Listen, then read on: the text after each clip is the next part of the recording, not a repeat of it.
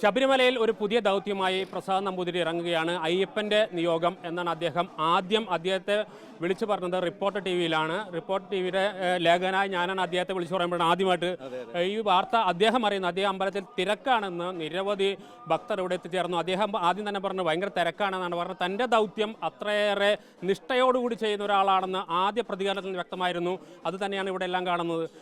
എന്ത് തോന്നുന്നു അയ്യപ്പനെ പൂജിക്കാൻ പോകുമ്പോൾ? സന്തോഷം, വളരെയധികം സന്തോഷം. വാക്കുകളില്ല. ഇതിൽ പരവും സന്തോഷം കിട്ടാനില്ല. ഒരു കൊല്ലം വീട്ടുകാരെയൊക്കെ വിട്ട് നിൽക്കണം എന്നുള്ള ഒരു വിഷമമുണ്ട്. എങ്കിൽ പോലും അയ്യപ്പൻ്റെ അടുത്തല്ലേ നിൽക്കുന്നത്. അതെ, അങ്ങനെ ഒരു സന്തോഷത്തിൽ ഞാൻ അങ്ങനെ വീട്ടിൽ നിന്ന് മാറി നിൽക്കാത്തൊരു പ്രകൃതമാണ്. എത്ര കാലമായി അവിടെ ഒരു മേൽശാന്തി ആവണമെന്നുള്ള മോഹം ഉള്ളിൽ കയറിയിട്ട്? ഞാൻ 36-ാമത്തെ വയസ്സിൽ അപേക്ഷ കൊടുക്കാനായിട്ടിരിക്കുന്ന സമയത്ത് 36-ഓ 38-ഓ. അപ്പോൾ ആ സമയത്ത് അച്ഛൻ മരിച്ചു. പിന്നെ അമ്മ പറഞ്ഞു ഇനിയിപ്പോൾ വേണ്ട, ഞാൻ മരിച്ചിട്ട് മതി എന്ന് പറഞ്ഞു. പിന്നെ ഞാനത് അങ്ങോട്ട് അമ്മ മരിച്ചിട്ടും പിന്നെ കൊടുക്കലുണ്ടായില്ല. പിന്നെ അങ്ങനെ പുറമേ ഒരു പൂജയ്ക്ക് പോയപ്പോഴാണ് ശബരിമലയ്ക്ക് ശ്രമിക്കൂ എന്നിങ്ങനെ ഒരാൾ പറഞ്ഞു. പിന്നെ ഇവിടെ തൊഴാൻ വരുന്നൊരു ഭക്തൻ ഒരാഴ്ചയും കൊടുത്തു. നറുക്കെടുപ്പിൽ വന്നു കഴിഞ്ഞപ്പോൾ അദ്ദേഹം പറഞ്ഞത് എന്താണെന്ന് വെച്ച് കഴിഞ്ഞാൽ, അദ്ദേഹം ദുബായിലാണ്. അദ്ദേഹം പറഞ്ഞത് എന്താണെന്ന് വെച്ച് കഴിഞ്ഞാൽ കിട്ടുന്നവരെ ശ്രമിക്കണം. ഇപ്പം നമ്മൾ ഒരിക്കൽ നിർത്തിയാൽ നമ്മൾ തോറ്റു എന്നാണ് പറഞ്ഞത്. ഞാനതിനെ ശിരസാവഹിച്ചു. പിന്നെ 100% തൻ്റെ ജീവിതം ഒരു പൂജ അല്ലെങ്കിൽ ഈശ്വരനിൽ അർപ്പിക്കുകയാണെന്ന് തോന്നി തുടങ്ങിയപ്പോഴാണ്.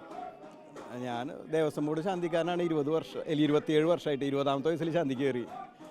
പഠനകാലത്ത് തന്നെ അത്ര മോഹമുണ്ട്. ഇപ്പം നേരത്തെ പറഞ്ഞു ഒരു അധ്യാപക സവർണവുമായി ബന്ധപ്പെട്ട ഒരു പരാമർശം നടത്തി. അതെ. അതായത് നമ്മളെപ്പോഴും സവർണർക്ക് ഒരിക്കലും യാതൊരുവിധ ഇളവുകളും ഇല്ല. അപ്പം നല്ലോണം പഠിക്കണം എന്ന് തോന്നുന്നു. ഞാൻ അതിന് ശേഷം സ്കൂളിലേക്ക് തന്നെ MTയിലേക്ക് തന്നെ പോലും ഉണ്ടായിട്ടില്ല. എൻ്റെ ജീവിതദൗത്യം തേടി അപ്പം തന്നെ ഇറങ്ങി. അല്ല, ഞാൻ ക്ലാസ്സിൽ പോകുമായിരുന്നു വല്ലപ്പോഴൊക്കെ.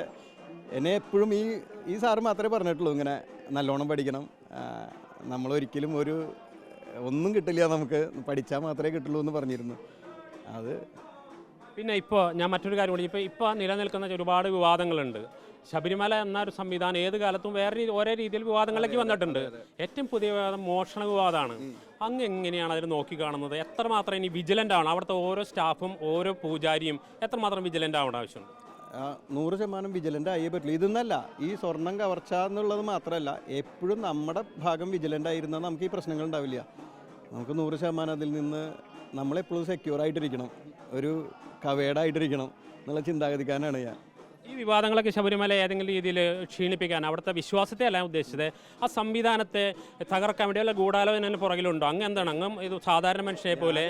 ഈ അടുത്താണ് എനിക്ക് ഇന്നതാണ് സംഭവം എന്ന് മനസ്സിലായത്. ഒരാഴ്ച മുമ്പ് എനിക്ക് ഇന്നതാണ്, ഞാൻ എന്തായി സംഭവം എന്ന് ചോദിച്ചായിരുന്നു. എനിക്ക് ഈ ഒരാഴ്ച മുമ്പേ മനസ്സിലായുള്ളൂ ഇന്നതൊക്കെയാണ് സംഭവങ്ങളെന്ന്.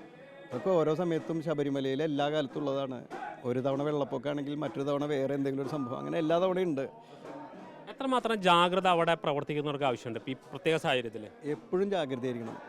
അതായത് ഒരു സൈനികൻ്റെ കണ്ണ് എന്ന് പറഞ്ഞുകൊണ്ടിരിക്കണം. അല്ല, പിന്നെ ഈ അയ്യപ്പ ഭക്തിയിലേക്ക് വരികയും ഒരു ആയിരക്കണക്കിന്, കേരളത്തിലല്ല ഇന്ത്യയിലെ എല്ലാവിധ വിഭാഗം ആളുകളും വരുന്നൊരു ക്ഷേത്രമാണ്.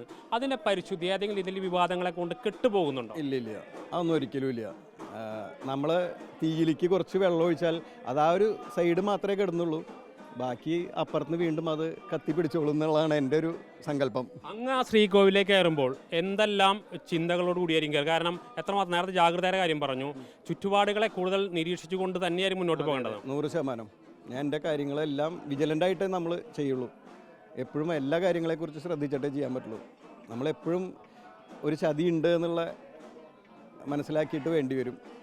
എന്തായാലും അങ്ങയുടെ സുഹൃത്ത് പറഞ്ഞ ഒരു നിർദ്ദേശം നിരന്തരം ശ്രമിച്ചുകൊണ്ടിരിക്കുക, ആ പരിശ്രമത്തിനോട് വരെ. അതായത് ആൾ പറഞ്ഞത് ഇപ്രാവശ്യം കിട്ടിയില്ലെങ്കിൽ വിട്ടേക്കൂ, അടുത്ത തവണ ശ്രമിക്കണം, കിട്ടുന്നവരെ ശ്രമിക്കണം എന്നാണ് പറഞ്ഞത്. അത് ഭയങ്കര ഒരു മോട്ടിവേഷനാണ്. പിന്നെ ഇതേപോലെ തന്നെ ഒരു അപ്പനും, ഞാൻ ഇത്തിരി മടിയനാണ്.